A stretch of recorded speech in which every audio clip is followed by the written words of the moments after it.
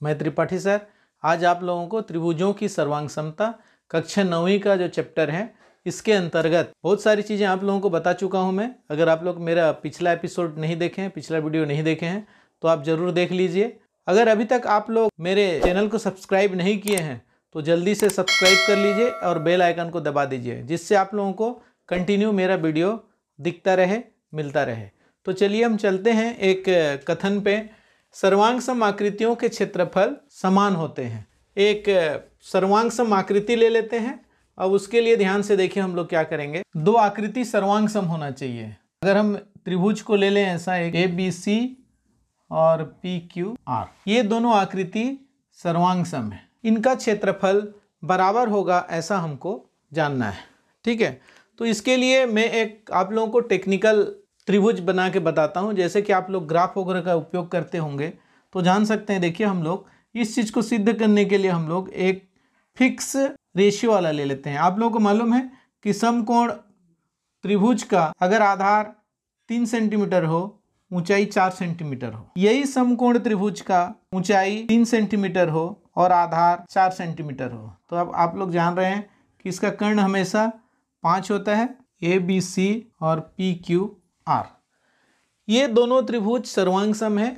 जैसे कि आप जानते हैं आधार है ये और ये इसका आधार है। आधार का डायमेंशन चेंज हो गया है। देखिए यहाँ पे ऊंचाई जो है उसका डायमेंशन चेंज है यहाँ पर, परंतु दोनों का क्षेत्रफल सर्वांग सम आकृति है। इसका क्षेत्रफल निकालते हैं और इसका क्षेत्रफल निकालते हैं। देखिए त्रिभुज ABC का क्षेत्रफल बराबर 1/2 आधार गुणित ऊंचाई। इस सूत्र का उपयोग करेंगे तो यहाँ पे क्या हो जाएगा, 1/2 आधार कितना है इसका 3 है और ऊंचाई है 4। इस तरह से हम लोग देख रहे हैं कि 12/2 बराबर 6 इकाई हो गया। इसी तरह से हम त्रिभुज PQR का लेते हैं। तो PQR का क्षेत्रफल बराबर 1/2 आधार है इसमें देखिए 4 इकाई और ऊंचाई है 3 इकाई। इस तरह से ये भी 12/2 इकाई होता है, यानी कि 6 इकाई। अब देख रहे हैं यहाँ पे कि दोनों त्रिभुज सर्वांग सम कैसे हैं, ये सर्वांग सम है। और सर्वांग सम आकृतियों का देख रहे हैं क्षेत्रफल कैसा होता है, बराबर होता है। इस तरह से हम एक छोटे से एग्जांपल लेकर के हम लोग क्या कर सकते हैं, ये निष्कर्ष पर पहुंच सकते हैं कि सर्वांग सम आकृतियों के जो क्षेत्रफल होते हैं समान होते हैं। अगर हम इस फिगर पे लें तो यहाँ पर भी वही होगा, चूंकि ये सर्वांग सम आकृति है। ध्यान से देखिए यहाँ पर इस सर्वांग सम में मैं आप लोगों को बता रहा हूँ यहाँ पर कि इसके जो आधार हैं BC और इसका जो आधार है QR, ये दोनों बराबर हैं। चूंकि दोनों सर्वांग सम है इसलिए इसकी संगत भुजाएं जो हैं बराबर होंगी इस तरह से। तो यहाँ पर देखिए हम लोग इस त्रिभुज को करने के लिए क्या करेंगे, अब चूंकि सर्वांग सम है इसलिए यहाँ से इसकी जो ऊंचाई होगी यह इसमें भी उतना ही होगा, इसमें भी उतना ही होगा, PQRS। तो यहाँ पर आप देख रहे हैं कि दोनों त्रिभुज चूंकि सर्वांग सम है इसलिए क्या होगा, इसकी जो ऊंचाई है यहाँ पर देखिए इसकी जो ऊंचाई है दोनों के लिए बराबर है। तो यहाँ पर भी इसी सूत्र का उपयोग करते हुए हम लोग इन दोनों त्रिभुज को भी हम दोनों की क्षेत्रफल बराबर जान सकते हैं। ठीक है, ये मैंने इसकी डाटाबेस पे इसलिए लिया ताकि इसको आपको हमेशा कंफर्म हो जाए, आपके दिमाग में सेट हो जाए कि ये इस तरह से सर्वांग सम आकृतियों का क्षेत्रफल जो है वह समान होता है। चलिए अब हम दूसरा कथन पे चलते हैं। जैसे कि एक ही आधार यानी कि समान आधार हो तो भी चलेगा, तथा एक ही समांतर रेखाओं के बीच बने समांतर चतुर्भुज का क्षेत्रफल बराबर या समान होता है। तो ध्यान से देखिए यहाँ पर यदि हम क्या ले लेते हैं, समांतर रेखा ले लेते हैं। ये एक लाइन L हो गया हमारा और ये दूसरा लाइन हमारा हो गया M। इस तरह से आप देख रहे हैं L और M हो गया। अब यहाँ पर देखिए हम ले लेते हैं A और ये हो गया B और इतना ही दूरी पर यहाँ पर 2 पॉइंट ले लेते हैं C और D। आप देख रहे हैं ये हमारा एक समांतर चतुर्भुज बन गया। ठीक है, अर्थात ये दोनों कैसे हैं, समानांतर हैं और साथ में ये दोनों भी समांतर हैं। आपको समांतर चतुर्भुज के सारे गुणों को जानना चाहिए। ठीक है, तो इसके आधार पे देखिए हमारा ये आधार एक ही होना चाहिए। यहाँ पे कहा गया है या तो समान आधार होना चाहिए या तो फिर एक ही आधार, यानी AB आधार को ही ले करके हम दूसरे साइड एक दूसरा बना लेते हैं। यहाँ पर देखिए यहाँ पर इतनी ही दूरी पर चलिए यहाँ पर ये ले लेते हैं, यहाँ पर ये और यहाँ पर ले लेते हैं ये। आप देख रहे हैं इसको ले लेते हैं हम लोग PQ। ठीक है, हमारे पास 2 बन गए। ये देखिए यहाँ पर ये 2 लाइन वाला ये है, यानी कि कहना चाहिए हमको कि ABCD एक समांतर चतुर्भुज ABCD तथा समांतर चतुर्भुज ABPQ इस तरह से 2 समांतर चतुर्भुज हमको प्राप्त हुए हैं। अब हम क्या करेंगे, देखिए मैं इसको एक बार रिबाउंड कर लेता हूं, आप ध्यान से देखते रहिएगा। ये वाला एक चतुर्भुज है ताकि हम लोगों को स्पष्ट और क्लियर दिखे। ये एक चतुर्भुज है और इस साइड वाला एक चतुर्भुज है। इसको मैं दोबारा कर लेता हूं ताकि हम लोगों को स्पष्ट और क्लियर दिखे। ये देखिए, ये ब्लू साइड वाला और रेड साइड वाला, ये आप लोगों को अलग अलग दिखना चाहिए, ये इसलिए आपको क्लियर किया जा रहा है।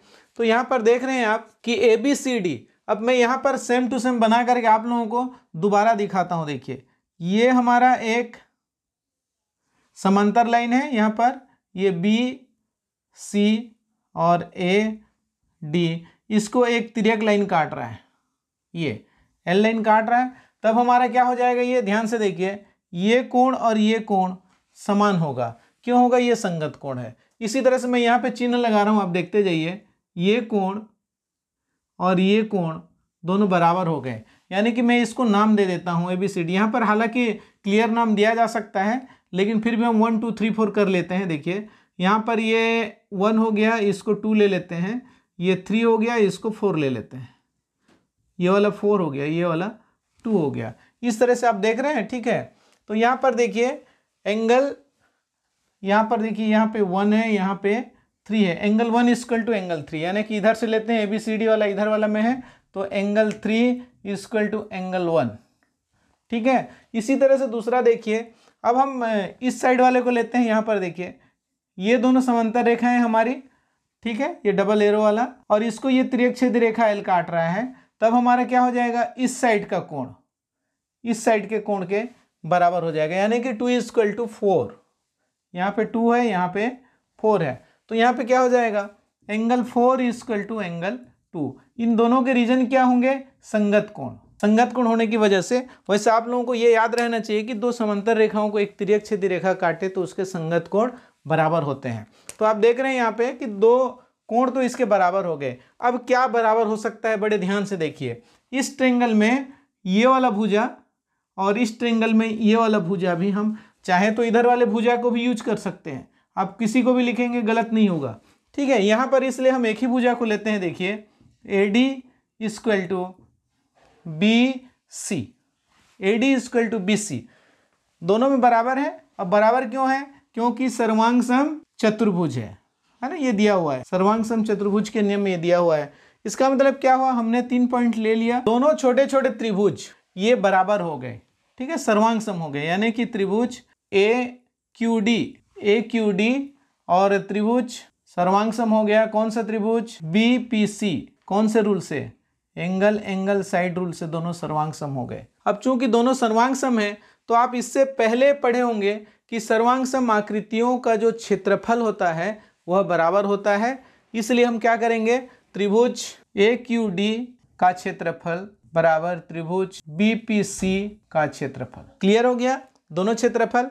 अब बड़े ध्यान से देखिए, यहाँ पर आपको एक अच्छा चीज बताता हूँ कि ये जो हमारा त्रिभुज है इस साइड वाला, उसमें अगर हम इस साइड को जोड़ देते हैं तब जा करके ये हमारा संपूर्ण समानांतर चतुर्भुज बनता है। दूसरी बात यहाँ पर देखिए, अगर इस त्रिभुज को लेते हैं, इसमें इस पार्ट को ऐड कर देते हैं, तब ये पूर्णतः समानांतर चतुर्भुज बनता है। अर्थात इधर के समानांतर चतुर्भुज और इधर के समानांतर चतुर्भुज में ये भाग जो मैं अभी इसमें सेट बना रहा हूं, ये पार्ट दोनों में जुड़ा हुआ है, ठीक है। दोनों में जुड़ने की वजह से क्या होता है, तब जाकर के दोनों चतुर्भुज, समांतर चतुर्भुज जो है कंप्लीट होते हैं। इसका मतलब क्या हुआ, आकृति ABCQ को हम दोनों साइड जोड़ देते हैं, है ना। तो समलंब चतुर्भुज है ये। देखिए यहाँ पर चूंकि दोनों ये रेखाएं समानांतर हैं, इसलिए समलंब चतुर्भुज ABCQ का क्षेत्रफल को दोनों साइड जोड़ने पर हमारे पास क्या है, त्रिभुज AQD का क्षेत्रफल धन समलंब चतुर्भुज ABCQ का क्षेत्रफल बराबर त्रिभुज BPC का क्षेत्रफल धन चतुर्भुज ABCQ का क्षेत्रफल। अब चित्र पर आइए एक बार, यहाँ पर ए बी सी क्यू के साथ में हम ए क्यू डी को ऐड करते हैं तो आप देख रहे हैं ये वाला चतुर्भुज हम लोगों का बन जाता है समांतर चतुर्भुज। और अगर इस एरिया को हम ए बी सी क्यू को ऐड करते हैं इसमें तो ये वाला चतुर्भुज बन जाता है। इस तरह से दोनों समांतर चतुर्भुज का जो क्षेत्रफल है वह क्या हो जाता है, बराबर हो जाता है। तो इसको आप लिख सकते हैं इस तरह से, आप दोनों को मिला करके लिखेंगे, ये समलंब चतुर्भुज और ये त्रिभुज मिला करके समांतर चतुर्भुज। तो क्या बन गया हमारा समांतर चतुर्भुज ए बी सी डी बन गया, जो कि किसके क्षेत्रफल के बराबर है, समांतर चतुर्भुज ए बी सी डी क्षेत्रफल। तो ये भी क्षेत्रफल किसका बन गया टोटल में, समांतर चतुर्भुज ए बी पी क्यू। तो इस तरह से देख रहे हैं आप कि दोनों समांतर चतुर्भुज का क्षेत्रफल क्या हो जाता है, बराबर हो जाता है। तो आप इस कथन को हमेशा याद रखिए कि एक ही समांतर रेखा के बीच में बने हुए दो समानांतर चतुर्भुज जिसके या तो फिर आधार एक ही होना चाहिए या समान होना चाहिए, दोनों कंडीशन आप याद रखिए, उनके क्षेत्रफल जो होते हैं बराबर होते हैं। और इस चीज को देखिए मैं ये बता देता हूं कि दोनों के आधार अगर अलग जगह पे भी बना हुआ है, जैसे ए बी है और यहाँ पर ले लेते हैं हम लोग इस तरह से, और ये आकृति अगर अलग से होता है इस तरह से, ये ए बी की आकृति जो है ए बी, इसका जो बेस है उतना ही छोटा, भले ही इसका नाम पी और इसका नाम क्यू होता और ये आर होता, ये एस होता, ठीक है। तो इसमें कहने का मतलब ये है कि ए बी जो है यहाँ पर भी अगर समान लंबाई का हो और ये चतुर्भुज इसमें बना हुआ हो, ये चतुर्भुज इसमें बना हुआ हो, तो क्या हो जाएंगे, दोनों समांतर चतुर्भुज जो है क्षेत्रफल में बराबर होंगे।